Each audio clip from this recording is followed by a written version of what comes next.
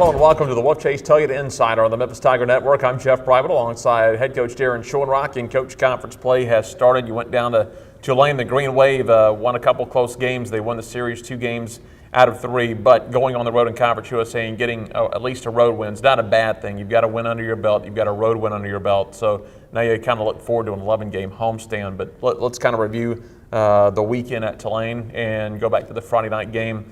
A game in which you jumped out 4-0 on the Green Wave, then they scored the last 6 runs. Yeah, we just didn't make – there's 2 plays that come back and haunt us. The double play ball that we threw down the right field line that would have got us out. It would have been a momentum shift inning. And then, they had one of the fastest, one of the best runners we've seen this whole year in Carthon, their left fielder, that hit a chopper that Zach Willis had to come get. And it creates speed and the nature of how that ball is hit makes it a really difficult play. If you sit back, you don't get the lead out at second or the out at first. You've got to come get it. But when you do come get it, you got to break down and handle the turf hop. So it was a combination of things that was a two out swing there. That was 2 outs that we gave them that they capitalized on it and took the lead. But Tulane's a club that I think very similar to us. Their weekend starters are solid college pitchers. They don't have a ton of power in the lineup. They're not going to scare you 1 through 9, but they move baseballs and they force you to make plays. And we didn't make them Friday night, and they didn't make them Saturday, and Sunday was pretty much dead even, and we couldn't get a big hit. So very evenly played series. Unfortunately, somebody's got to win. They did, and we'll have to find some way to sneak one back somewhere. It's a team that's very similar to your ball club. Good pitching, solid defense, trying to find a way sometime to score some runs, but they put the ball in play. And you put it in play a lot on Saturday afternoon, a 16-0 win. As you've been juggling the lineup going back to Tuesday when you won 18-4 up at Tennessee March when you first started juggling it. And you blow up again on Saturday afternoon. Colton Simback gets his first 2 home runs of his career. Eric throws a complete game shutout. Well, it was a combination of our guys. We had some hitters seeing the ball real well.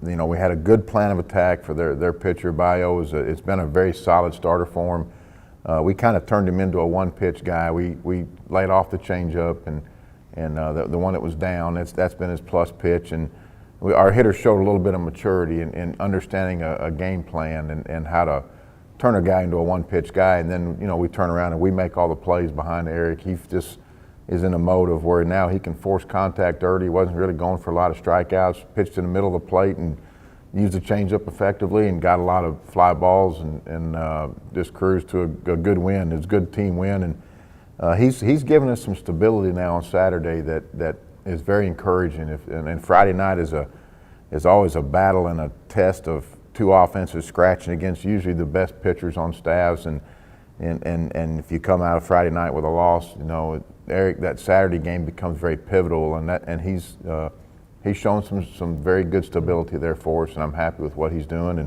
But happy that some of our young hitters are starting to understand some things. Coach, a loss on Sunday 3-2. We had some chances late in the ball game.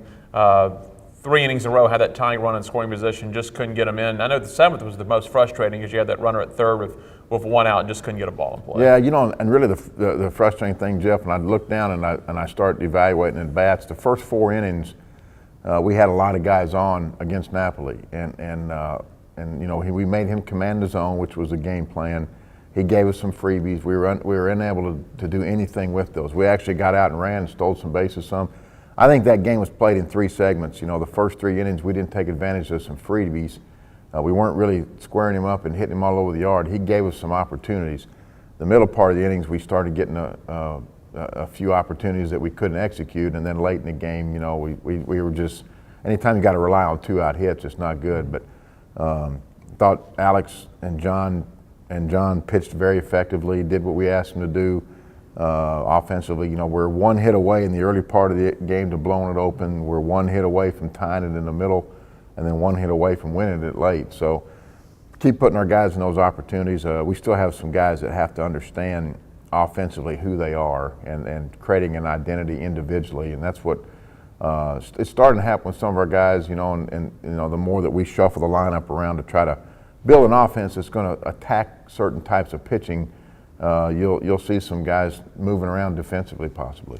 Coach, we go back to juggling the lineup starting on Tuesday at Tennessee Martin, and 2 of the players that have kind of stood out. Colson, of course, gets his first 2 home runs of his career down at Tulane. He also looks vastly different as far as his plate discipline than what he was as a freshman.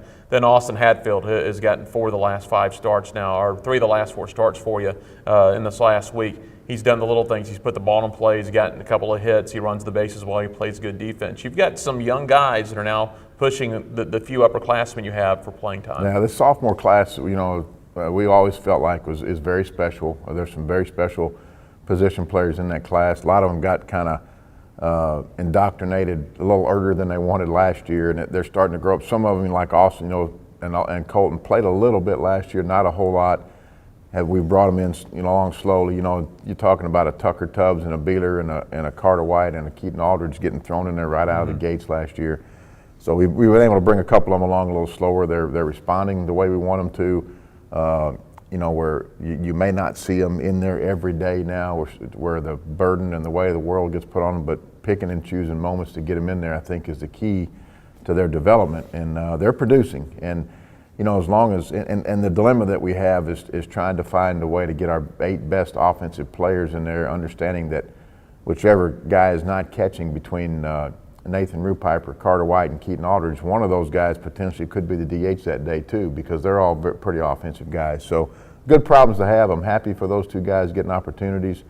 We got to continue to evaluate, what we can do to put the best offense in there and not miss a beat defensively. Coach, last night on Tuesday, you started an 11-game homestand. It's the longest one in over a decade. You'll wrap it up today at 4 o'clock against Middle Tennessee.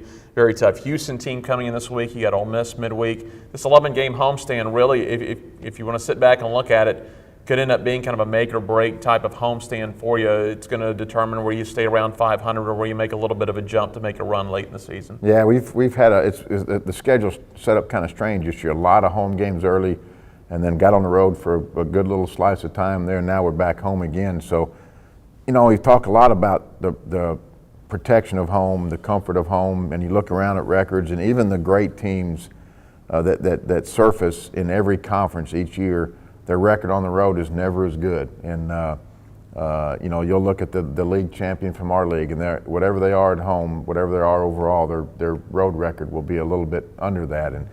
And so we've got to take advantage of getting teams in here. We've got to protect the home turf and the comfort of home, sleeping in our own bed, all the things that are important. We get to do it for 11 games now. And, we'll talk a lot about that. We've got 2 very good challenges in Middle Tennessee and Houston. And Houston leading our league by far, that jumped out to be looks like on paper the best team in our league this year. So lucky that we get them at home, and we'll have to battle them 1 game at a time. But I'm excited to see how this club handles what we're asking them to do offensively, which is a little different than the norm of what we've done in the past, and now getting into conference play, now with a long homestand. Well, you talk about Houston this weekend coming into the first league team to 20 wins already in the season. We knew Todd would get that program turned around. He made the championship game his first year, took a little step back last year, probably getting in a lot more freshmen than he had the year before when he got a lot of just guys that Rayner had before. But this year, obviously making the jump. I know they've got a home win against Texas. They won some games of that Minute Maid Classic earlier in the year, and then they win the series against East Carolina. It's a legitimate team. Very good team. Todd, flipped that roster around a little bit. That's what he did, and he kind of played what he inherited early, and then got busy on the road and got a lot of his guys in there that most coaches do when a change happens, and got them playing. What they're doing, they're getting outstanding starts on the weekend, and they're getting a lot of production from some very new position players, which is a little bit abnormal. Some freshmen that are playing very well for them position player-wise, which you don't know how long that can continue, but they look like they're quality athletes. Their numbers have held true most of the year now, and they're getting production from guys that, even talking with Todd, that he didn't really expect to get this much from this early. So playing with a lot of confidence and be a good challenge for us. That'll be 6:30 Friday, 2 o'clock Saturday, 12:30 on Sunday due to travel, so it'll be 12:30 instead of the regular 1 o'clock start. Then, Coach, real quick, next week you'll be down to Autozone 1 or 2 times. You're downtown this year. You'll face Ole Miss. You got about 3 or 4 weeks to go down in Oxford. Yeah, that club's playing very well since we played them. They're still in the national rankings, and I'm sure they'll talk a lot about the stinging defeat down in Oxford, and then we've got a 3-game win streak of our own here at AutoZone against them. So good matchups. We know a lot about them. They know a lot about us, and you know, it always makes for a fun day. I hope we have a great Tiger crowd down there. A lot of times it's the one opportunity that Tiger fans that work downtown have a chance to see us play, and our guys always play hard in that game, and you know, in spite of the magnitude of the weekends that you're in conference play now, the midweek games now, especially over this stretch, are critical for any kind of at-large opportunities you might have late. So our guys know that what's at stake. All right, Coach, we'll see you this weekend against Houston. Thanks, Jeff. That is head coach Daron Schoenrock. I'm Jeff Brightwell for the Wolfchase Toyota Insider on the Memphis Tiger Network.